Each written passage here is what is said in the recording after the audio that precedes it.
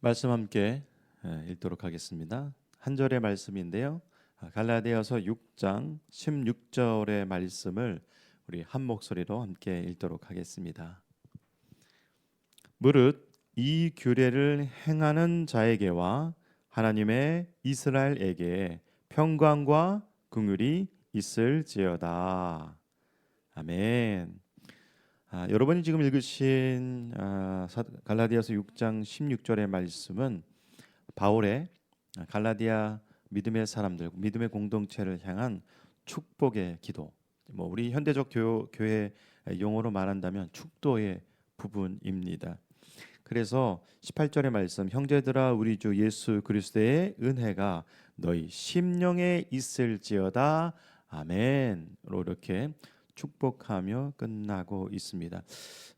좀 다르게 표현하면 우리가 예배 끝날 때 이제는 성부와 성자와 성령님의 어떤 인도하심과 동행하심이 지금부터 영원히 있을지어다 라고 축도하잖아요, 목사님들이.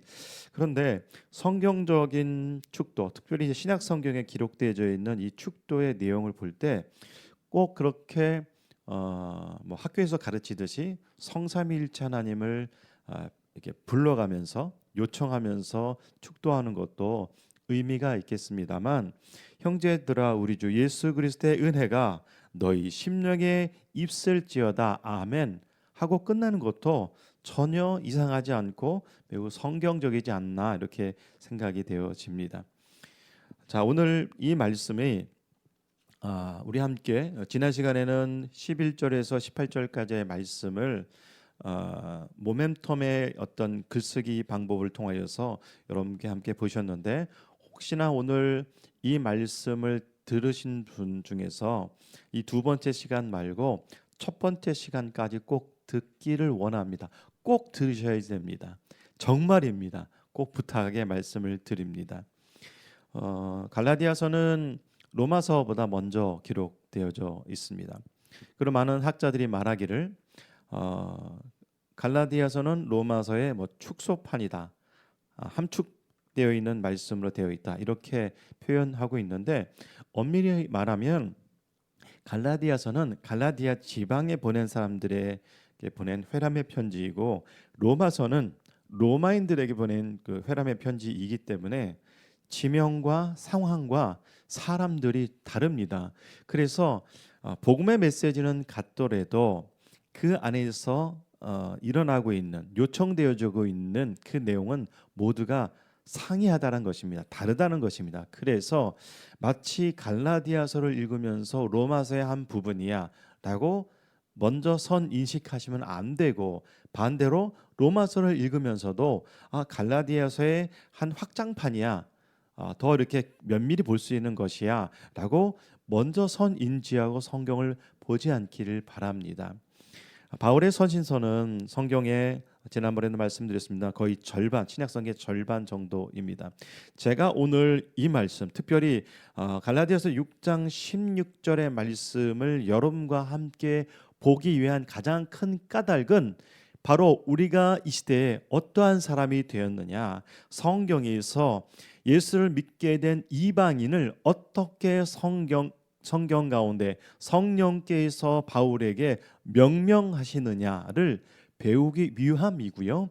그 다음에 두 번째로 오늘 갈라디아서 6장 16절의 말씀을 우리가 본문으로 인하여서 우리가 갖고 있는 성경을 어떻게 봐야 하는지, 어떻게 관점으로 읽어야 하는지, 그리고 그것보다 무엇보다도 먼저 성경은, 바울 서신서는 신약 성경의 절반 정도가 되는, 아니 전체 신약 성경은 어떻게 누구를 향하여서 기록되어져 있는지를 보셔야 하기 때문에 오늘 특별히 한 주간의 시간을, 오늘 주일을 통하여서 여러분과 함께 말씀을 보고자 합니다. 여러분, 저도 제가 이 말씀을 여러분에게 증거할 때 저를 위해서 기도해 주시고요. 또 여러분이 이 말씀을 들을 때에 제가 부족합니다만 성령께서 오늘 이 주시는 이 말씀을 깨닫게 되기를 위해서 여러분 스스로 기도하시고 그렇게 간구하시길 바랍니다. 제가 살고 있는 동네에 요즘 이상한 일이 벌어졌습니다. 한쪽 사거리에서는 하나님이 여자로 나타났다고 말해서 전도하는 자들이 나타났고요.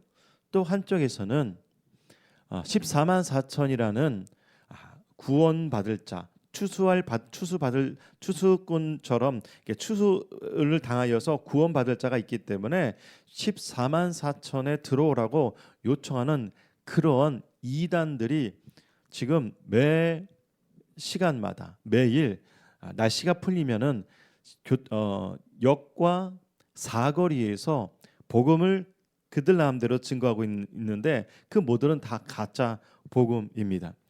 여러분, 오늘 이 갈라디아서의 말씀을 읽음으로 인하여서 정말로 우리가 예수를 믿었다는 것은 어떤 사람이 되는지 여러분 꼭 깨닫기를 바랍니다. 불과 어제 그저께 일입니다. 저에게 어떤 분이 와서 유월절에 대해서 아세요?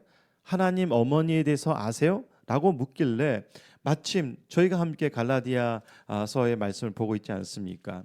그래서 우리가 지난 시간에 갈라디아서 5장 21절과 31절에 나오는 하갈과 사라의 이야기를 통해서 이것은 비유니라고 배웠습니다. 그래서 이것이 거짓 율법과 또한 예수 그리스도의 안에서 참된 자유에 대해서 말하고 있다는 걸 우리는 배웠는데 그들은 이 부분을 하나님 어머니가 있다고 그렇게 그들의 종교 삼고 그들의 교리로 삼고 있기 때문에 그러한 어리석음에 빠져 있습니다. 제가 그분에게 그랬어요. 하나님 어머니가 그분이 하나님입니까?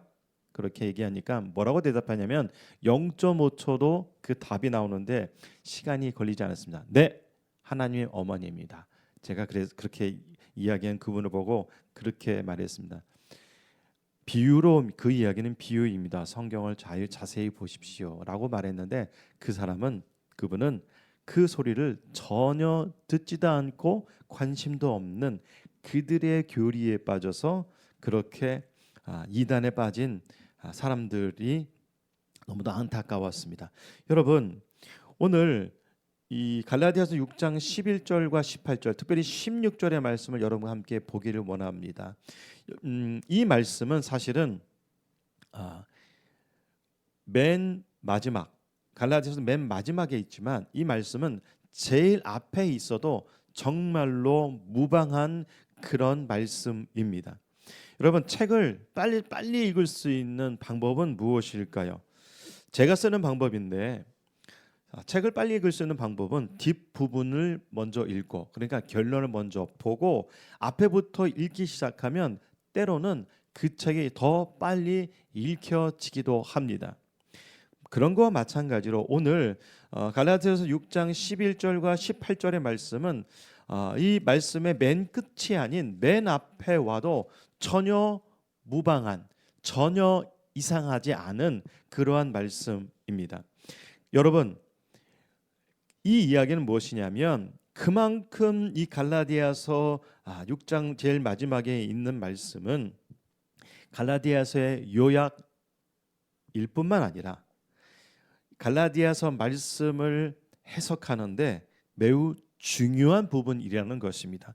그래서 여러분, 오늘 특별히 16절에 하나님께서 우리에게 주셨던 또 갈라디아 제방에 주었던 이 말씀을 통하여서 여러분, 하나님께서 이 시대에 우리에게 명령해 주시는 너는 하나님의 이스라엘이야라는 그러한 이 말씀을 사로잡길 바랍니다. 바울은 하나님께서 주신 성령의 계시로 말미암아 갈라디아서에 있는 이 지방에 있는 믿음의 공동체를 하나님의 이스라엘이라고 부르고 있습니다. 우리는 보통 교회 다니는 사람 혹은 그리스도인, 기독교인 이 정도로 알고 있는데 성경에는 정말로 예수 그리스도를 믿는 여러 가지 표현들이 나오고 있습니다. 여러분 다 배우셨어요? 제가 정리 다시 한번 해드립니다. 갈라디아서 6장에 나오고 있는 예수 믿는 갈라디아 이방인 공동체를 바울은 어떻게 부르고 있었냐면 1장 11절에서는 형제들아 라고 불렀고요. 성경을 한번 찾아보십시오. 1장 11절. 그 다음에 3장 1절에서는 어리석도다 갈라디아 사람들아 라고 이렇게 불렀고요. 그리고 3장 29절에서는 너희가 그리스도의 것이면 곧 아브라함의 자손이다 라고 불렀습니다.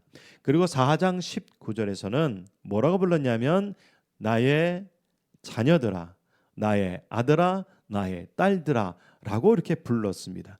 그리고 5장 21절에서는 어떻게 불렀냐면 하나님의 나라를 유업으로 받을 자라고, 즉 하나님의 나라를 유업으로 받을 상속자라고 부르고 있었고요. 그 다음에 오늘 6장 19절에서 보면 16절에서 보면 뭐라고 부르냐면 여러분 읽으셨어요? 뭐라고요? 하나님의 이스라엘이라고, 하나님의 이스라엘이라고 이렇게 부르고 있습니다. 여러분 가만히 보시면 형제들아 어리석더라 갈라디아 사람들아 아브라함의 자손이여 나의 자녀들아 하나님의 나라를 유업으로 받을 자, 이것을 모두 통틀어서 예수 그리스도를 믿게 된 갈라디아 지방의 믿음의 공동체들에게 하나님은 하나님의 이스라엘이야, 너희들은 하나님의 이스라엘이다라고 지금 말씀하고 있다는 것입니다. 여러분 저는 이 표현이 우리에게 자주 사용되어지고 우리가 많이 사용하는, 그렇게 인식하는, 그렇게 깨닫는 그러한 말씀이 되기를 원합니다. 자, 그래서 오늘 갈라디아서 6장 16절의 말씀을 여러분과 함께 보기를 원합니다. 개역 개정을 다시 한번 보여드리면 이렇게 되어 있었죠. 무릇 이 규례를 행하는 자에게와 하나님의 이스라엘에게 평강과 긍휼이 있을지어다. 여기서 말하는 무릇 이 규례를 행하는 자에게와 율법의 규례가 아닌 하나님께서 예수 그리스도를 통하여서 주신 새로운 새 언약, 새로운 구원의 역사, 즉 예수 그리스도를 믿는 그 믿음으로 의롭게 된다는 그것을, 그 믿음을 행하는 자, 그렇게 살아가는 자를 지금 말하고 있는데, 그렇게 하는 자에게는 이제 하나님의 이스라엘이다. 그런 하나님의 이스라엘에게 바울은 손을 들었는지 안 들었는지 잘 모르지만 평강과 긍휼이 있을지어다. 형제들아 우리 주 예수 그리스도의 은혜가 너희 심령에 있을지어다. 아멘 하고 끝나는 부분입니다. 저는 이 말씀을 여러분과 함께 유대인의 신약 성경을 통해서 함께 보길 원합니다. 유대인의 신약 성경에서는 이 부분을 어떻게 번역하였냐 하면 함께 읽어볼까요? 이 원칙에 의해 사는 모든 사람과 하나님의 이스라엘에게 샬롬과 인애가 있기를 바랍니다. 느낌표. 이렇게 번역하였습니다. 제가 여러분께 유대인의 신약 성경을 종종 말씀드리고자 드렸었는데요. 유대인의 신약 성경을 이렇게 번역한 거죠. 저서가 아니라 번역한 데이비드 해롤드 스턴 목사님을 잠깐 소개해 드리고자 합니다. 데이비드 해롤드 스턴 목사님은 1935년에 태어나셨고요. 2022년 10월 8일에 하나님의 부르심을 받은 유대인이면서도 미국에서 태어난 신학자 목사님입니다. 거기 이력을 좀 보시면 되겠고, 그는요 유대인이었습니다. 여러분 소위 말하는 유태인이었습니다. 그는 1972년도에 37살에 예수님을 자신의 메시아로 영접하였습니다. 여러분 유대인이 예수 그리스도를 믿는다는 것은 참으로 그들의 세계에 있어서는 참으로 놀라운 일입니다. 왜 놀라운 일이냐면 유대인의 정체성을 갖고 있는 사람들이 예수를 믿었다는 것은 정말로 그들 세계에서, 그들 유대인의 사회 속에서 배척당할 만한 일이고, 예수 그리스도를 믿게 된 그 유대인의 입장에서 볼 때는 정말로 놀라운 일, 경이로운 일, 정말로 펄쩍펄쩍 뛸 일이라는 것입니다.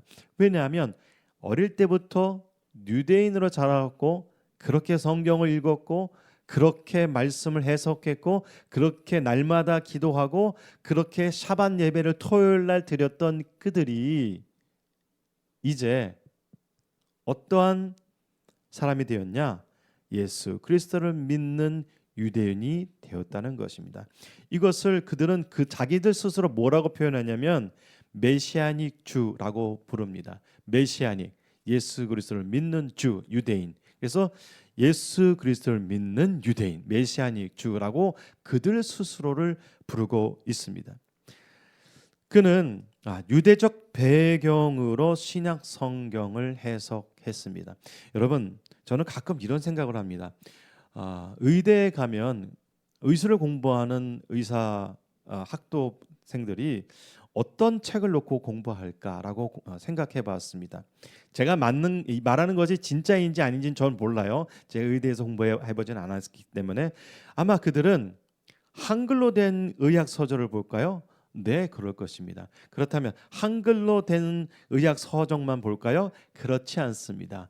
영어로 된 의학 서적을 보게 될 것입니다. 그런데 영어로 된 의학 서적을 볼 때 거기 나와 있는 그 영어가 영어일까요? 라틴어일까요? 대부분이 라틴어일 것입니다. 왜냐하면 의술은 미국에서 출발한 것이 아니라 바로 아테네부터 로마로부터 발전되었기 때문입니다. 그래서 그 용어가 고스란히 번역되었고 그렇게 공부하는 것이 의사가 되기 위한 한 과정들이라는 것입니다. 여러분 이 비유가 이 어떤 표현이 맞는 표현이 있는지 여러분 잘 이해하셨으면 좋겠는데 성경은 여러분이 보고 있는 성경은 번역된 성경이에요. 그래서 개역 개정만 새로운 성경이냐, 개역 한글이 새로운 성경이냐, 아니면 킹 제임스 버전이 새로운 성경이냐, NIV 성경이 새로운 성경이냐, 아니면 지금 많이 보고 있는 새번역 성경이 진짜 성경이냐라고 보시면 큰 착각입니다. 이 모두 다 번역된 성경이라는 사실을 염두에 두시고 성경을 보셔야 된다는 것입니다.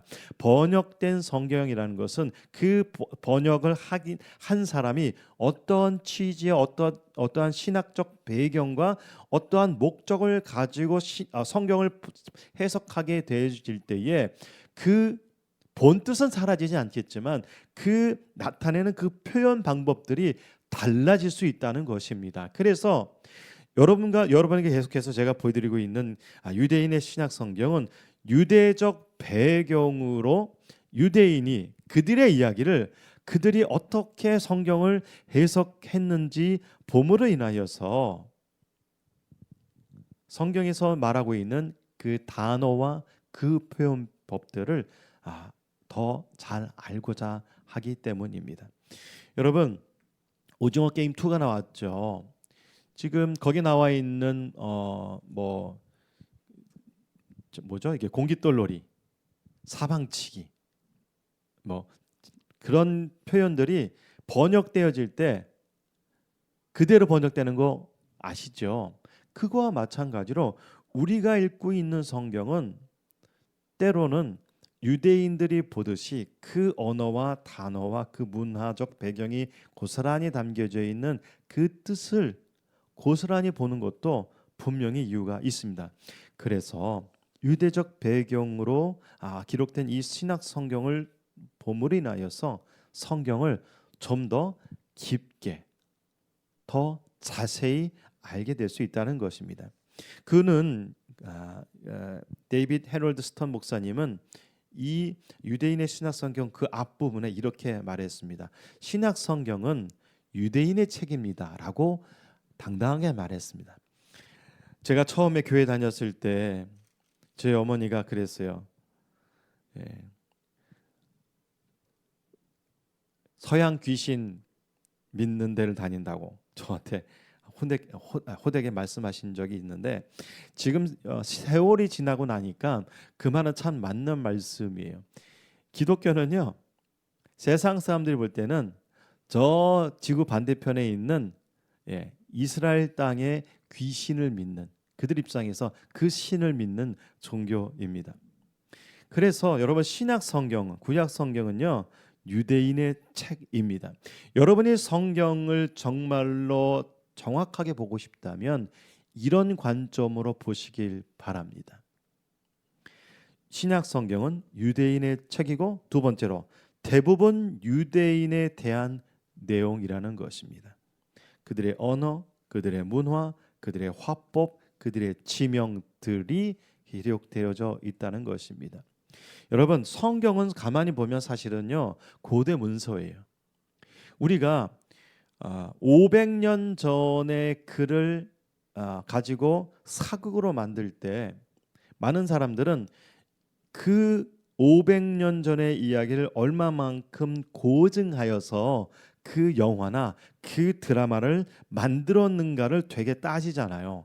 마찬가지로 우리가 읽고 있는 성경은 2000년 전에 히브리어로, 헬라어로, 아람어로 기록되어진 성경이라는 것입니다. 그래서 이 내용은 대부분 유대인에 대한 내용이면서, 그 다음에 세 번째로 유대인과 이방인을 위해 쓰여진 책이라는 것입니다. 여러분, 우리 사도행전을 통해서 여러분 말씀을 보았습니다. 사도행전에서 기록되어진 그 지명을 통하여서 전도되어지는 그 전도 대상자를 가만히 보면 처음에는 유대인 중심으로, 예루살렘에서 유대인 중심으로 폭발적으로 일어났던 그 성령의 역사가 이제 예루살렘과 사마리아와 그 지역을 넘어서 로마에 이르기까지 복음이 전파되어진 것을 우리는 보았습니다. 그렇다면 유대인과 이방인을 위해서 쓰여진 책이라는 것과 똑같은 표현입니다. 사마리아 땅도 이방인의 땅이었고, 여러분 지금 갈라디아서를 읽고 있는 이 지역도 유대인의 땅이 아닌 이방인의 땅이라는 것입니다. 그래서 여러분, 성경은요 이 세 가지를 꼭 기억하셔서 성경을 그런 관점으로 꼭 보시길 바랍니다. 그렇게 됨으로 인해서 본 뜻이 무엇인지, 하나님의 그 계획이 무엇인지 정확하게 알 수 있다는 것입니다.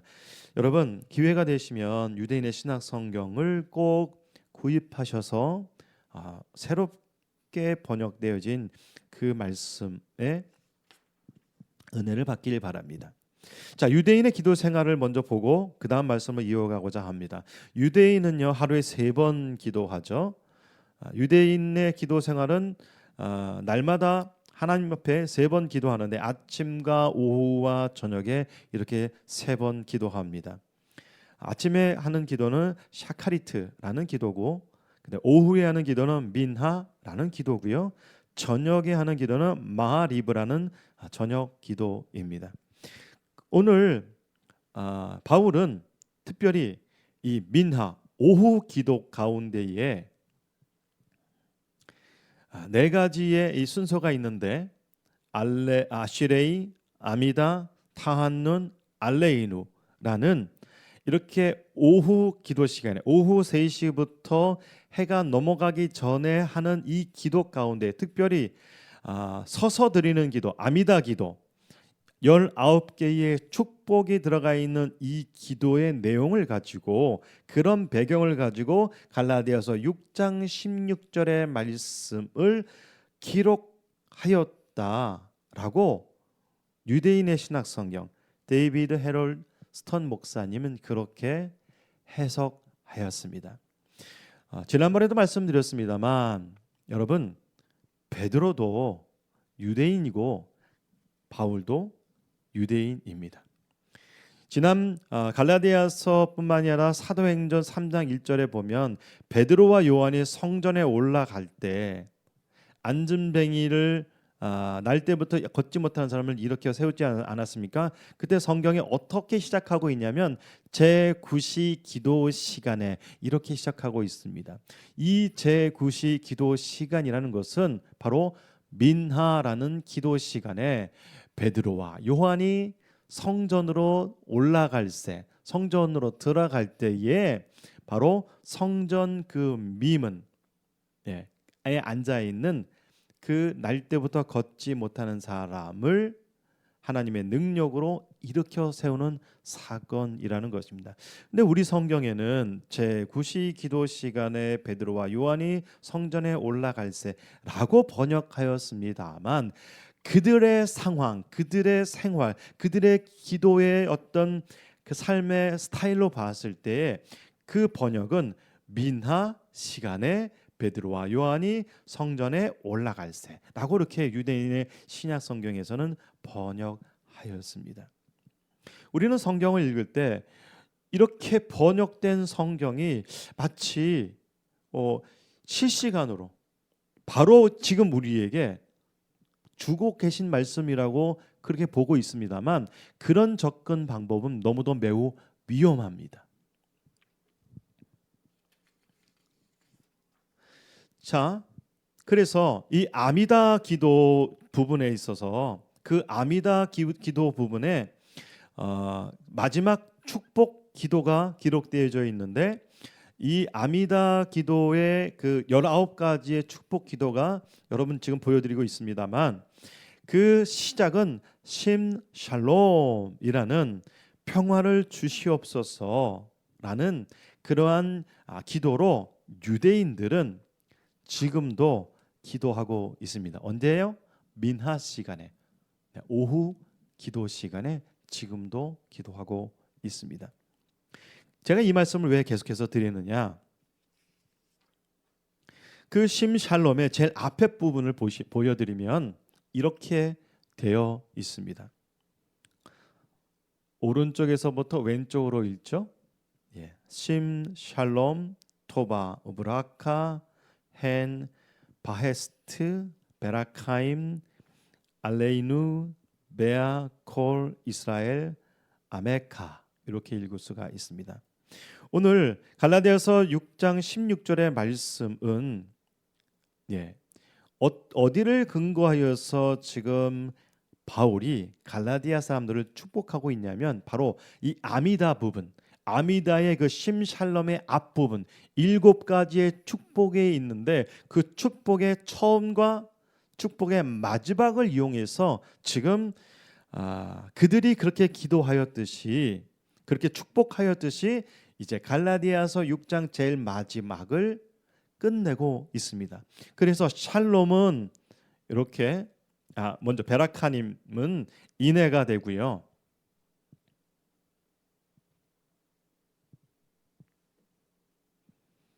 그 다음에 이렇게 된다는 것입니다.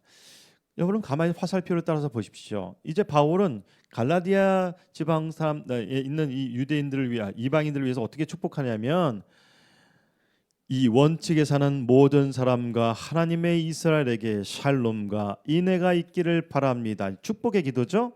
형제들아 우리 주 예수 그리스도의 은혜가 너희 심령에 있을지어다. 아멘. 이렇게 축복의 기도를 하고 있다는 것입니다. 그렇게 바울은 그를 마무리하고 있다는 것입니다. 이 7가지의 축복은 이러한 기도 제목을 갖고 있습니다. 샬롬, 선하심과 축복과 은혜와 인자와 인애를 우리 그리고 온 이스라엘 당신의 사람들에게 주소서라는 유대인들을 향하여서 기도했던 그 기도를 그 기도를 이제 바울은 이방인 사람들에게 원래는 이 심샬롬에는 콜 이스라엘 이렇게 되어 있습니다. 온 이스라엘로 되어 있던 그 부분을 이제 이방인 그리스도인들에게 하나님의 이스라엘, 영어로는 The Israel of God으로 지금 축복하고 있다는 것입니다. 다르게 표현하면 유대인에게 유대인들끼리 하나님 앞에서 했던 그 기도 제목을 가지고 이방인들을 축복하는데 그 7가지의 기도 제목을 가지고 처음과 끝을 말했다는 것은 그 7가지 모두를 말하고 있다는 것입니다. 그래서 샬롬, 선하심과 축복을 주시옵소서, 은혜를 주시옵소서, 인자를 허락하여 주시옵소서, 인애를 내려 주시옵소서라고 지금 갈라디아 지방에 있는 교란된 복음, 다른 복음에 지금 헤매이던 자들에게 지금 이 원칙에 따라, 이 규례에 따라 예수 그리스도를 신뢰하는 그 신실하심을 그 믿음으로 의롭게 되기를 원하는, 의롭게 살아가는 너희들에게 이렇게 축복하고 있다는 것입니다.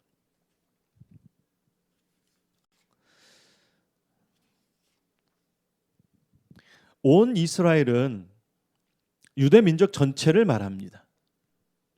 그리고 바울이 지금 갈라디아 지방에 있는 이방인 그리스도인들에게 축복하고 있는 이 축복은 셴샬롬을 가지고 와서 이제 예수를 믿는 모든 자를 축복하고 있다는 것입니다. 여러분, 우리가 아까도 말씀드렸습니다만 히브리적 관점으로, 유대적 관점으로 성경을 본다는 것이 이렇게 정말로 이 말씀이 누구를 향하여서 어떤 의미를 담고 무엇에게 어떻게 축복하고 있는지 그 말씀을 우리는 보았습니다. 물론 유대인의 신약성, 유대적 관점으로, 히브리적 관점으로 성경을 본다는 것이 우리에게는 한계는 있습니다. 왜냐하면 우리는 한국어라는, 한국에서 태어났고 한국이라는 문화 속에서 살고 있고 한국이라는 정체성을 가지고 성경을 보고 있기 때문입니다. 그러나 여러분에게 부족하지만, 저도 부족하지만 여러분에게 한 가지 도전하는 것이 있습니다. 여러분, 성경을 볼 때에 어떠한 관점으로 보느냐에 따라서, 다르게 표현하면 이 성경책은 유대인에 관한 이야기이기 때문에 그들이 어떻게 대화를 나눴는지 봄으로 인하여서 그들이 하나님께서 유대인이 이방인 그리스도인들에게 어떻게 성령께서 말하심을 봄으로 인하여서 우리가 이 시대의 성경을 볼 때에 하나님의 그 깊은 뜻, 그 비밀 같은 그 놀라운 축복들을 알 수 있게 된다는 것입니다. 여러분, 그러면 갈라디아서 6장 16절 그 밑에 말씀 한번 보겠습니다. 이 원칙에 의해 사는 모든 사람과 하나님의 이스라엘에게 샬롬과 인애가 있기를 바랍니다 라고 축도하고 있다는 것입니다. 이 축복 받으시길 바랍니다. 저도 받길 원합니다. 여러분, 유다 민족 전체는요, 사실은요, 아까 로마서 잠깐 말씀을 드렸는데요, 로마서 9장과 11장에는 이스라엘이라는 단어가 11번 나옵니다. 영어 성경에서도 보면 all 이스라엘로 번역해 놓았습니다. 여러분, 로마서에 나오고 있는 9장과 11장에 나와 있는 이야기는 누구의 이야기냐면 이방인의 이야기가 아니라 유대인이 정통 유대인이 어떻게 하나님의 언약 가운데, 하나님의 역사 가운데 구원받게 될 것인가에 대해서 예언처럼 기록되어져 있는 그 말씀이 로마서 9장과 11장입니다. 그래서 여러분, 성경 읽을 때 이스라엘은 다 우리가 영적 이스라엘이야, 이스라엘은 이 시대의 교회야, 이스라엘은 다 나야 라고 착각하고 그렇게 보는 순간 여러분은 처음부터 끝까지 성경을 읽으면서 계속 헤매시게 될 것이라는 것입니다. 조금 여담으로 로마서 9장 11장을 갖고 말씀을 증거하는 그 사람이 이 온 이스라엘이 누군지 정확하게 말하는 사람이 있다면 여러분, 그 사람 말이 맞습니다. 여기 이 부분을, 온 이스라엘을, 내가 다니는 교회,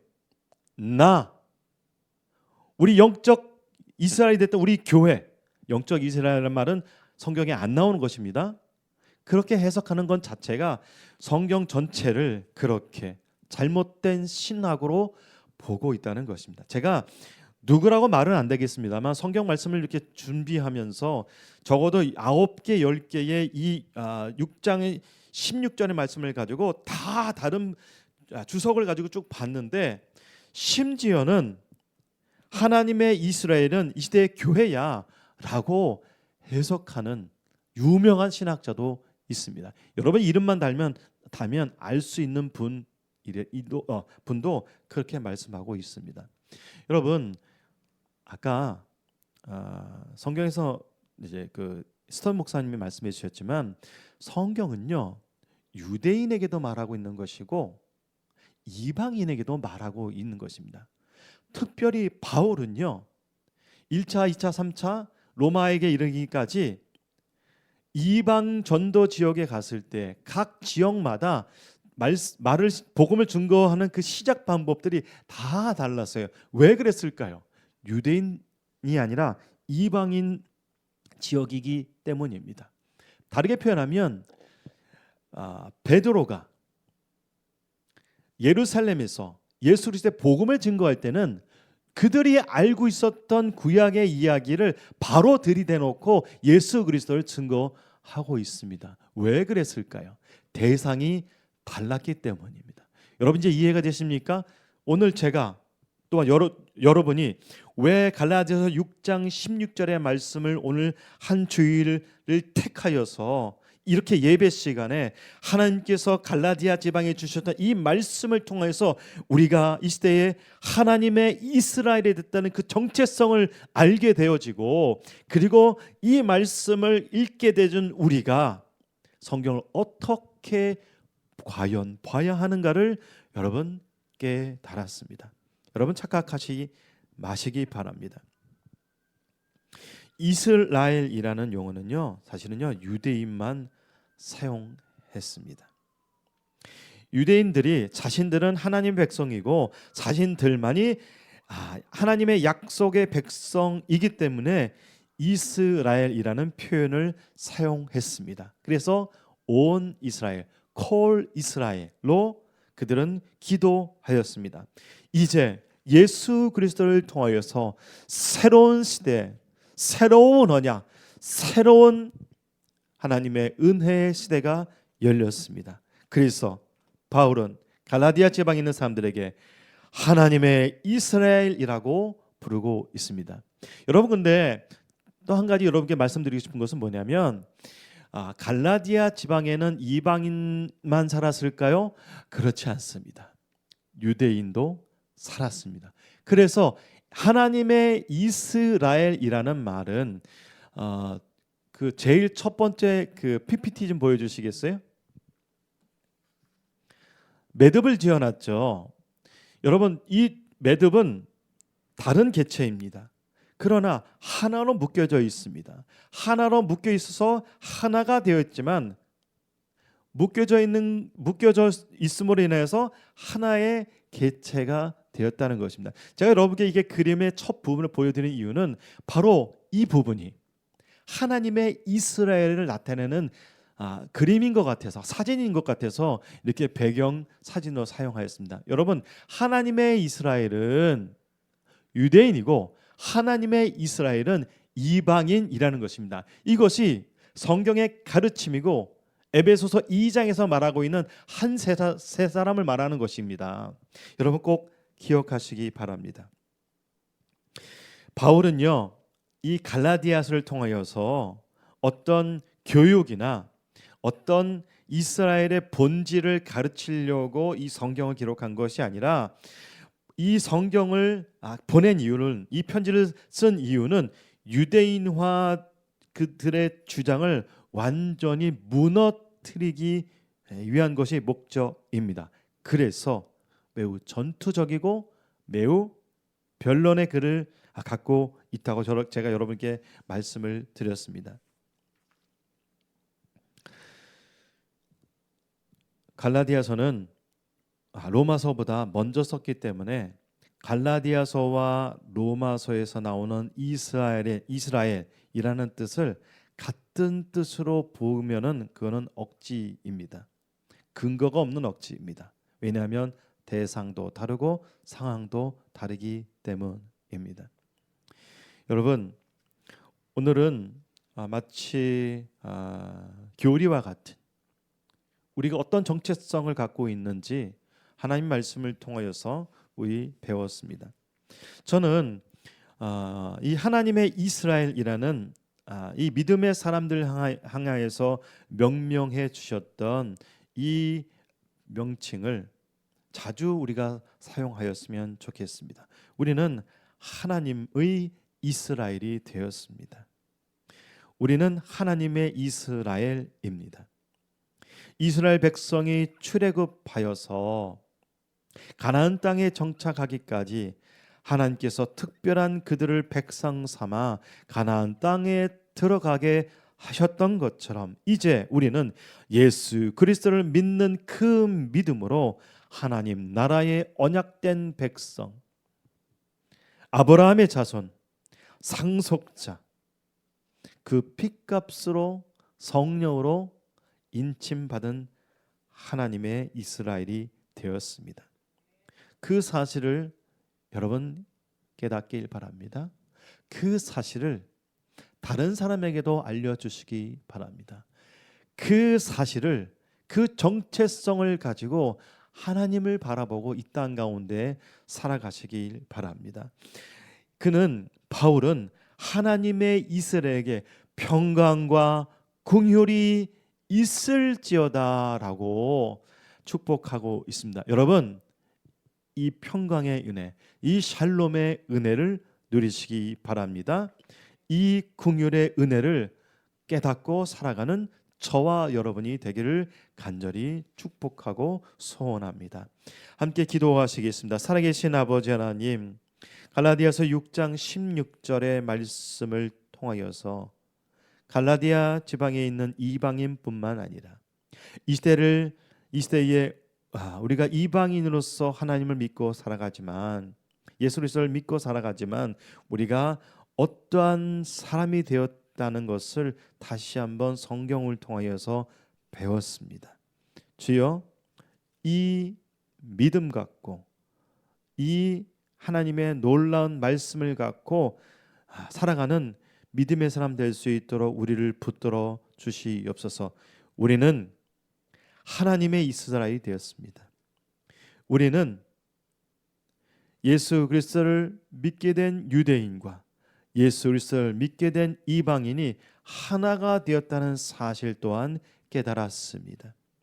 혹여나 우리 가운데에 유대인이라는 말이 나올 때에 때로는 반감이 생기고 때로는 긍정적인 마음이 생기지 않는 때도 있었습니다. 하나님, 그것은 우리에게 잘못 주입된 어떤 신학의 사조이고 또한 그러한 가르침이었음을 아버지 하나님 깨닫게 하여 주시옵소서. 하나님의 이스라엘로서 한 주간 동안 승리하게 도와주시고 평강의 은혜 가운데에 하나님의 긍휼 가운데 살아가는 믿음의 하나님의 이스라엘 사람 되도록 축복하여 주시옵소서. 우리의 구원자 되신 예수 그리스도의 이름으로 기도드립니다. 아멘.